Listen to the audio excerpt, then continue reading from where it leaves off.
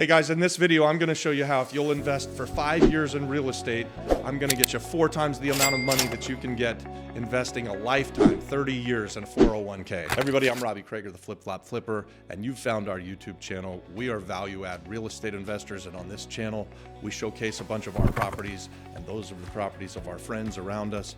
We do a lot of deals all over Puerto Rico and Florida. And so we're using this YouTube channel for nothing other than to give you guys a whole bunch of value. And sometimes we'd like to partner with you if you want to partner with us. If you like the sound of that, go ahead and smash that thumbs up button for us and hit the subscribe button. Join this community. We're building a community of people who are going to do deals together. Entrepreneurs who think like we do, entrepreneurs who do different businesses than we do, real estate investors, all kinds of like-minded people are going to join this community, and we'd love to have you be a part of it. So let's get into it. Why can't you save your money and become wealthy over a lifetime? First, we're going to dive into what is taught, I guess in school, but I don't even know if it's in school, but this is the system that we've built in America, right? Go to school, then graduate, get a job, pay taxes, put money away in a 401k, or God forbid, like an IRA, and that's your retirement plan, right? Everybody knows that you're not going to retire on Social Security, so we're not even going to talk about that. But what we will talk about is this plan that's been set up for you, that many of you who are watching this are probably searching for something because you know that it just doesn't quite add up. So let's talk about what the average person is going to save for retirement by the end of their life doing this plan, what someone who's in the median is going to save, because it's going to be slightly different, but it's going to include more people. And then if you do it really well, what are you going to have at the end of the day, and is it going to be enough? And so we did some research and we looked into what you can put away in a 401k, and we're going to stick with 401ks today. It's less for IRAs, so keep that in mind. But here are some things that I found that were absolutely appalling and shocking to me. Did you know that the mean or the median retirement money that one will save, just under $96,000, but let's say $96,000 is what everybody who is putting into these 401ks is going to have at the end of their life when they're ready to retire. $95,000, $96,000 is never going to cut it. Let me tell you, it gets even worse than that, because this number, when I talk about median or mean, that's factoring in all of the people that do kind of low and poor, and all of the people who are really kind of uber successful and do way beyond. So it really, really skews the number. So $95,000 is just never going to be enough for most of you guys to retire on. And as I said, it really gets worse than that, because the average is going to be only $5,000 saved at retirement age. What does that mean to you, and what does it mean to me? It means that the system that we've set up, that everybody has bought into, that the media tells you, that when you graduate from college, when you go and get an employer, put your money into a 401k, get it matched by your employer, and do that for the whole time that you're working, and at the end of the day, you'll have enough money to retire on. That's a lie. That's a trap. That's part of a bad system. That's part of a system that has been set up for people to be kept in the rat race, to be kept in a trap. And on this channel, guys, we care all about freedom. We want to get you guys to where you have financial freedom, and we want to get you out of that. So the idea that you can save your way to wealth, it's just flat out false. And I'll go into it even deeper. Hopefully, guys, already you're seeing that you need to be thinking about doing something else. And by the end of this video, we're going to give it to you.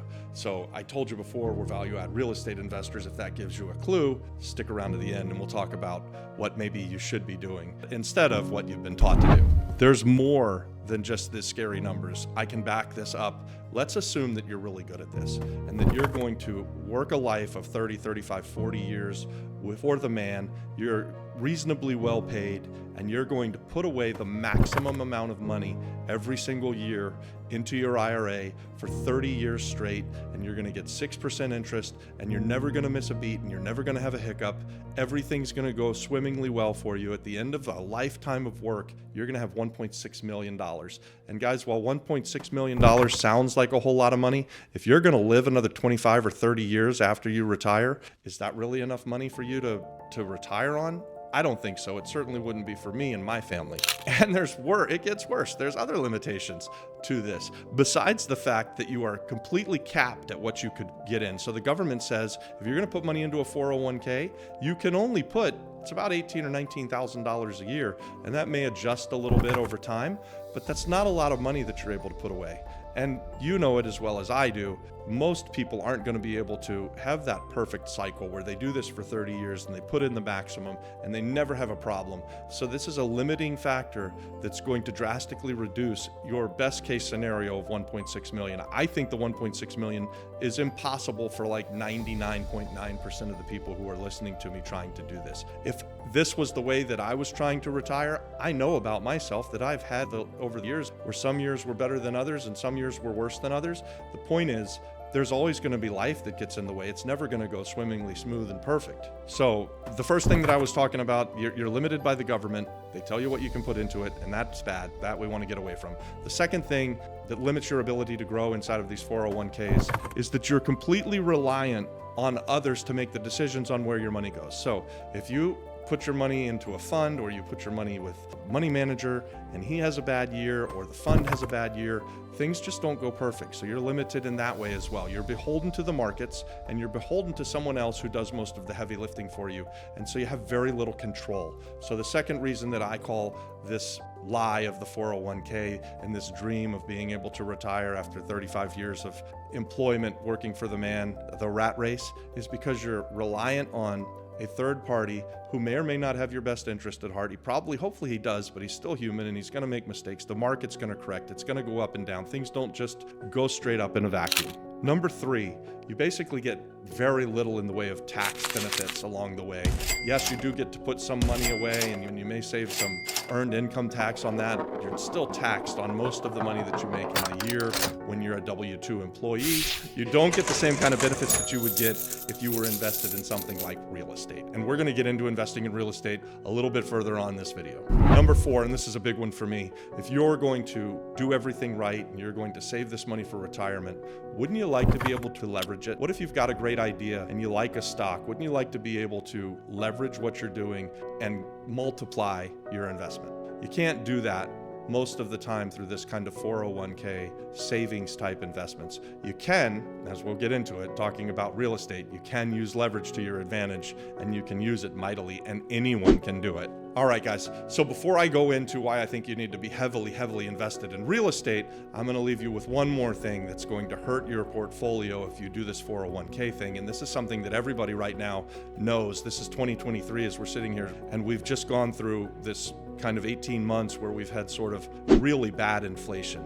And inflation comes and just kicks the heck out of your returns. So if you're, back to the example, going to end up with 1.6 million earning 6% and inflation is 6, 7, 8% like it has been for the last 7 or 8 months, you basically lost money for that year. So you've got to keep that in mind. You don't get the same kind of return because inflation eats up your returns. So the money is going down because the inflation is going up. You guys are missing in the middle and you don't have any leverage and you're just getting screwed staying in the system. If you can tell, I want to get you out of the rat race. We want to get you to become a real estate investor, and we want to help you to become an entrepreneur. That's what our desire is on this YouTube channel. So if you like what we're saying so far, if you're picking up what I'm putting down, smash that subscribe button for us. We're trying to grow this community, and we like to expand our business through partnerships. We invest in value add real estate, and we're going to talk about why real estate should be the main part of your portfolio. I'm all about diversity. I like to diversify my investments over a broad span of different real estate investments, and I encourage most of you guys to do it too. That doesn't mean that we don't have some money in a self-directed IRA, or that we didn't, when we were working for the man, have a pension, my wife did, or have a 401k. We've done all of those things, but our net worth over the years is really real estate. Let's talk about the benefits of real estate investing, because that's what we know, that's what we love, that's what our channel is about. I guess that if you guys have found us and this is the first time you've ever seen anything that we do, you're kind of searching the internet to learn about real estate investing. I know that if you're part of our community, you're really into this real estate investing stuff, so I'm glad to have you back. Real estate investing is going to give you all of the advantages that you don't get through the savings, and we're going to go through them right now. Before we jump into the benefits of the real estate investing, did you know that 90% of the world's millionaires are making their money in real estate, or if you become a multimillionaire through something other than real estate, like owning your own business and becoming a great entrepreneur, you're going to save your money and you're going to hold your investments in real estate. So real estate is a part of all wealthy people's portfolio, and it should definitely be a part of your portfolio. It should really be the main part of your portfolio. I think that a healthy portfolio would be at least 65 or 70% real estate based. And then if you're going to have some 401k stuff where you invest in the stock market, that's fine. But I would make it the much smaller portion of my portfolio. And what we're taught is the opposite, right? You're taught to put your money into the 401k and let someone else manage that money while you go to work, working for the man, paying the highest taxes possible. And really the only exposure that most of you will ever get to real estate is the house that you live in. And we can't even decide whether or not that's an asset or not. But probably, even though I wouldn't consider it, and rich dad, poor dad guys, they wouldn't consider it an asset, it's probably still going to end up being the biggest part of your portfolio. You're going to put all of that money away into your 401k, and at the end of a life, where you're going to really have all your net worth is if you've had a house that you've owned for 30 years and you've paid it off. That's just the beginning of where real estate starts. All right, so why do I believe that you should have a healthy portfolio filled with real estate, and why do I say that it's a much better system than the rat race that you're trapped in currently? Real estate is the perfect investment to grow your wealth over time. And I'm telling you guys, anyone and everyone can do this. I'm not saying that all of you will do this. In fact, the statistics would show that the vast majority of you won't think like we do. But if you become a member of our channel, we're going to try and convince you. We're going to try every time we put out a video to convince you that you need to be in the game of real estate and that it's a wealth builder, that it's a proven strategy to not only build wealth, but to have passive income along the way and to get that sweet appreciation. So why do we love real estate so much? Anyone can buy it. You can leverage it. And when you leverage it, you can invest a very small amount of money, 3 to 5% of your money on a down payment. So let's say you're going to buy a house for $350,000 and you need to put 5% down. That's $17,500 that you would put down to buy this house. Roughly the same amount of money that you're going to stick away into your 401k. And if you do everything perfectly for 30 years, your 401k, you're going to maybe end up with that magical $1.6 million figure. But probably we all know that that's not going to happen. But if you can put $17,500 down on a house for $350,000 today and either live in it for a little while and then rent it out and let it pay for itself, or just buy it straight as a rental property and have someone else paying that money in for you, you're now compounding your investment. So the $17,500 goes in today and someone else pays off the loan that you took out, and along the way they pay down that $350,000 that you owe, and real estate appreciates over time. So if this is true and you buy that house for $350,000 with a $17,500 down payment, someone else paying your mortgage and paying it down, over a 10-year period of time, your house is going to appreciate on average to $570,000. So with just appreciation alone, that's a 62% of return on your money over a 10-year period of time. You're still getting your 6% and someone else is paying down,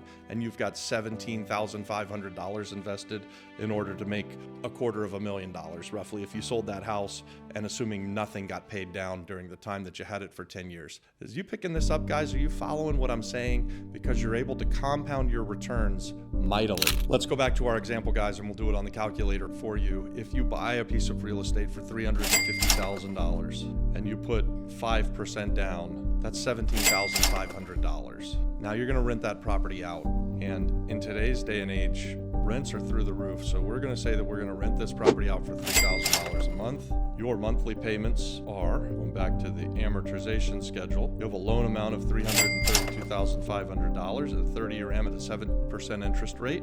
And your monthly payment is $2,250 plus taxes and insurance. So let's call it $2,600 a month.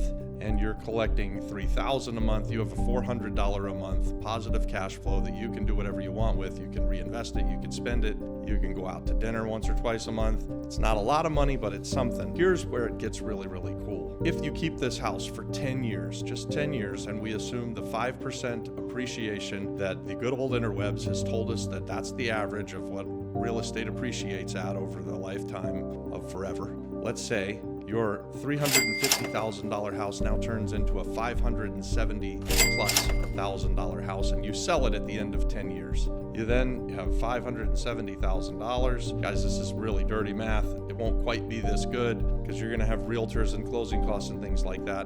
But for the purposes of this show, $570,000 purchase price when you sell it minus the $350,000 that you paid for it leaves you $220,000. That's a pretty good return, wouldn't you agree, on $17,500 that you invested, or $20,000 or so that you invested after closing costs?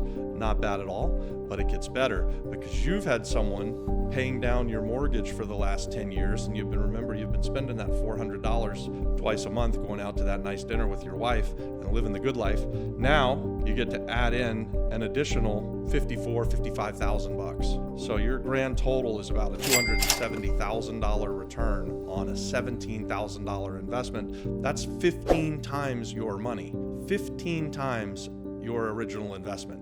That's a hell of a lot better than what you can do in the old 401k. And that's just one house, right? Like, so there is no reason for you to stop with one house, because the next year, or certainly 2 years later, you could buy a second house, and then you could buy a third house and a fourth house. And guys, if you do this plan, if you take roughly the same amount of money that you're going to put into the 401k, and instead of putting it into 401ks, you just simply put it into the easiest asset class that there is and invest in single family houses at the median range, roughly $350,000, just like starter home prices for this day and age, right? If you do this every couple of years, let's say you end up with only 5 houses that you have at the end of a lifetime. What would the math be on that? 5 houses that you now own free and clear that have appreciated over a 30-year period of time. Let's say you buy a house a year for the first 5 years and then you never did anything else again. What would happen there? Let's make some really, really horrible assumptions.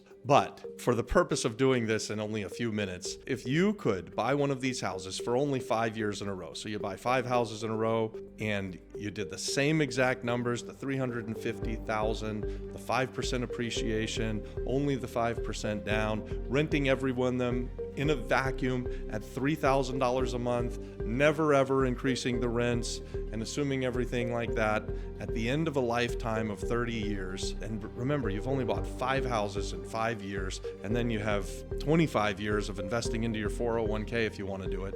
But at the end of this time, you're going to have $15,000 a month of income. You're going to have completely paid off all of the debt that you had on these properties, and you're going to own $4 million worth of real estate. It's going to be a beautiful way to retire, as opposed to what the 401k does, where your very best case scenario is that you put the same amount of money in for 30 years and everything goes well and you never have any hiccups. Now we're doing it for only 5 years with 5 pieces of real estate on the easiest asset class that there is in the world, which is housing. Everyone's always going to need housing.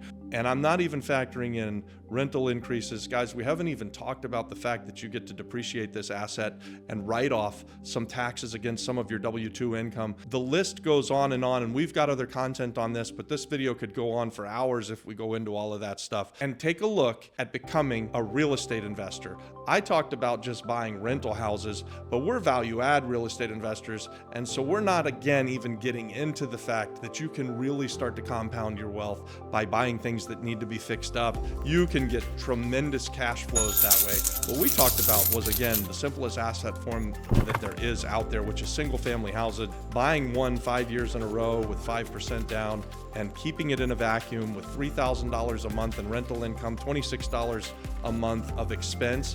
And I know I'm using just kind of straight dull numbers. Guys, they're going to fluctuate some. Some are going to have a little bit better cash flow. Some are have a little bit worse cash flow. Everything's not going to be as perfect as I've put it in here, but we're trying to get this YouTube video out. Hopefully we've kept your attention till now and you guys understand the rat race that you're in. And if you want to get out of it and you haven't subscribed to our channel, please do subscribe to the channel. Our heart's desire to do deals with people from this community. We buy real estate every day. We are increasing our net worth along the way. We are increasing our cash flow along the way. We are value add real estate investors. And guys, we put out all of this YouTube content for free. We're not asking you for anything. We're just rooting for you. We're rooting for the little guy. We're rooting for the young entrepreneur who's out there, who's wanting to start a business or become a real estate investor. And if that's you, join our community. Just to recap it one more time, guys, in the scenario that most of you are in, I call it the rat race. I hate it. You're working for the man. You've got no control over your time, and you're investing the way that everybody else is doing, and it's not gonna work. It doesn't work for them. It's not gonna work for you. In my way, you step outside of the rat race. You're swimming upstream a little bit because you're doing something differently than most people. You're investing in real estate, and you're getting yourself to that sweet freedom, some passive income and freedom. You're gonna have a much higher net worth at the end of the day. You're gonna have some fixed income that's mostly passive. It's going to be an amazing life for you. Real estate has created an amazing life for us. So become a value-add real estate investor, become a real estate investor, become an entrepreneur, do anything. Just don't keep doing what everybody else is doing that's not working.